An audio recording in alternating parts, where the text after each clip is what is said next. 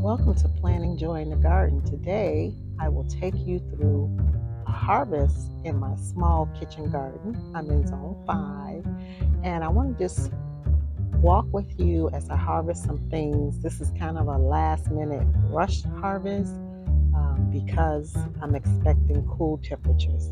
So follow along. Welcome to Planting Joy Garden. It's harvest time, so I'm going to harvest some of my spices. It's expected to have a drop in temperature tonight in the 40s. So I am going to pull off what I can just in case the temperature drops a little further than expected. So I'm starting off with just a little bit of my Italian oregano. I want it to get short enough where I can cover it with some of the fall leaves. So I'm actually just shearing it. Now, I'm not going to touch the basil because there are still bees very active on the basil. So I want them to have a place to feed and shelter in case there is a definite drop in temperature tonight. Okay, so this is what the oregano looks like. I'm also going to pull off a little of the rosemary. I'm going to take it down to size, and it smells amazing.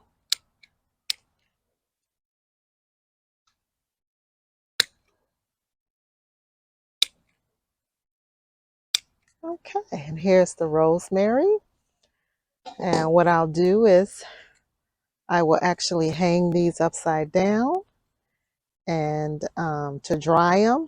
Then once they're dried, I will actually pull these leaves off simply by just stripping the stems, and I will have fresh rosemary. And now for some sage.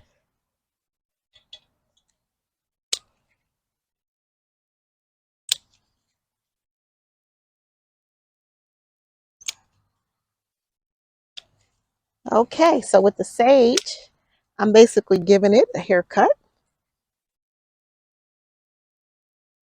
Um, I am leaving some leaves behind. So this is what the sage looks like. And I'm actually cutting these things right after a rain. It has rained earlier. So that means that the leaves are very succulent and full of moisture. So as you can see, I have some sage, some rosemary, and some oregano. Okay, so I've chopped down my onions. And for me, these onions are perennialized. These are the bunching onions.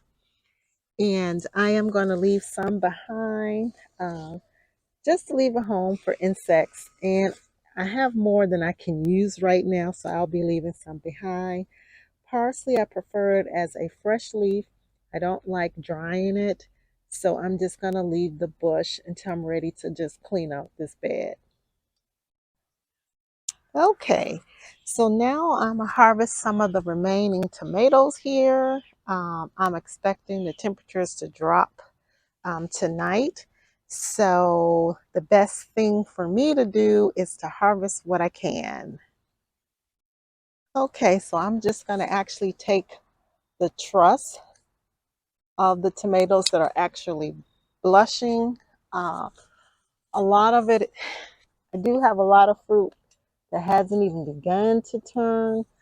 And I think what I'm gonna have to do is just leave it and hope that it makes it through the night. I could drop some frost cover.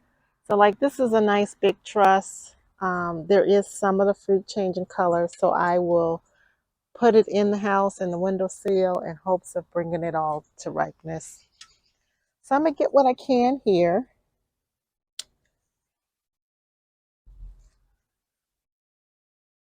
Same thing, there's some ripe fruit here. I don't care if I top it off because I don't expect for this plant to make it through the night. Pardon, pardon my dog. That's Neptune. He was making his debut appearance.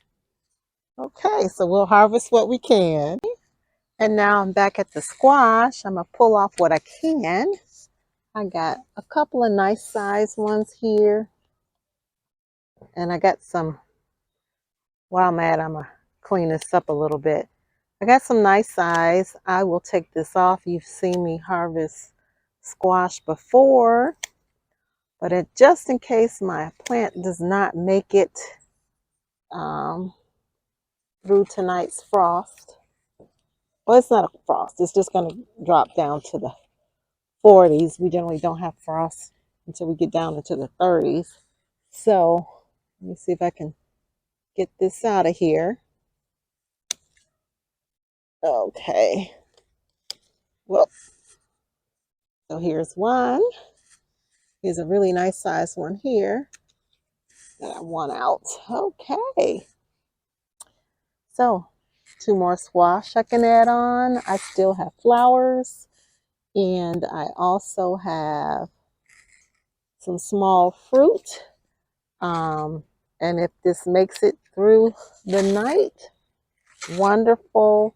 But if it doesn't, you know, it is October, early October, and it is truly fall in zone 5. All right. Okay, and now to harvest out the last of the potatoes because the squirrels are really digging in. I guess they're trying to bury their goods, but they're digging up my goods. So I do have to kind of rush through this because night is falling. Normally I would be a lot more gentle and careful not to leave any potatoes behind. So this doesn't look like I'm gonna get a whole lot. And as I mentioned before, these were potatoes that had gone green that I allowed them to go back into the soil and just continue to grow. Because you know you can't eat green potatoes. So I'll be right back.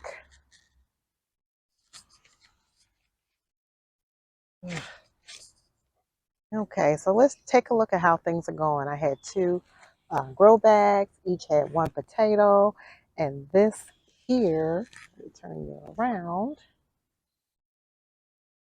and this is the harvest from 2 seed potatoes. One was a Yukon Gold, the other one was a Red Norland. The Red Norland turned out as expected, but the Yukon Gold, I got what I know is a Yukon Gold, but I think I also have this one, which I've been getting these every so often. I planted 1 Yukon Gold potato, but I got what looks like 2 different varieties. So I guess whatever the parent plant of Yukon Gold is, I got the parent's genetics as opposed to getting a true clone of a Yukon Gold. Interesting. Not quite sure about that. Let me know if you know what happened. So that's my potato harvest. Okay, so for the strawberries, I'm simply gonna cut the runners off and then cut these runners off, and you'll see that I've placed my potted plants into this bed, this raised bed. I don't have leaves right now to bury them in. I'm just trying to keep the chill off for the night because it's supposed to be a cool night. We're going to drop down to the 40s.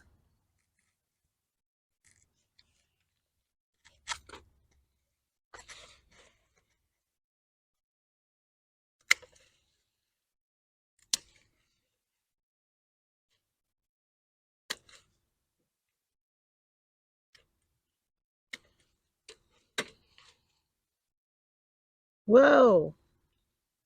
Okay. Okay. So unfortunately, these will go to waste. But I have trimmed the plant back so that it can just be sheltered during the cold weather.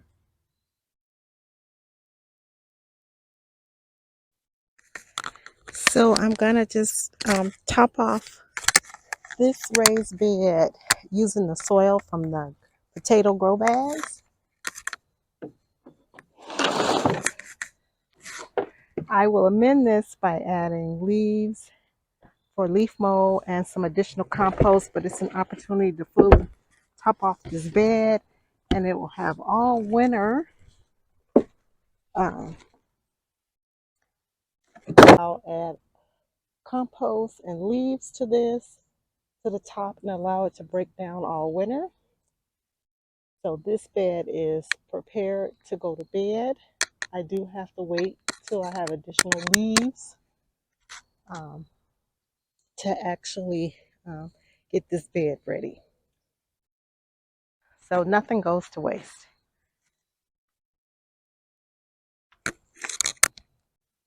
Okay, the last thing I want to grab before nightfall is a little of my pak choi.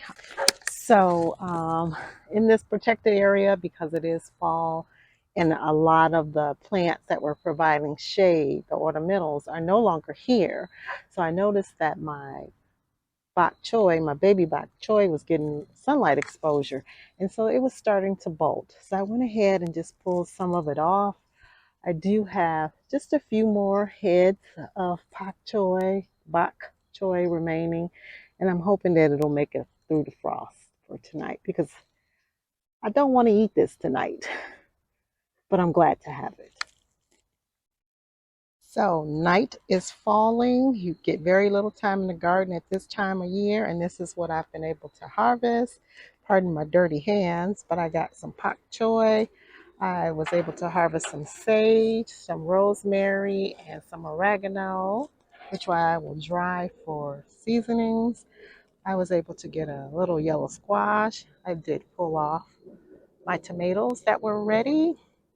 The rest will have to ripen inside.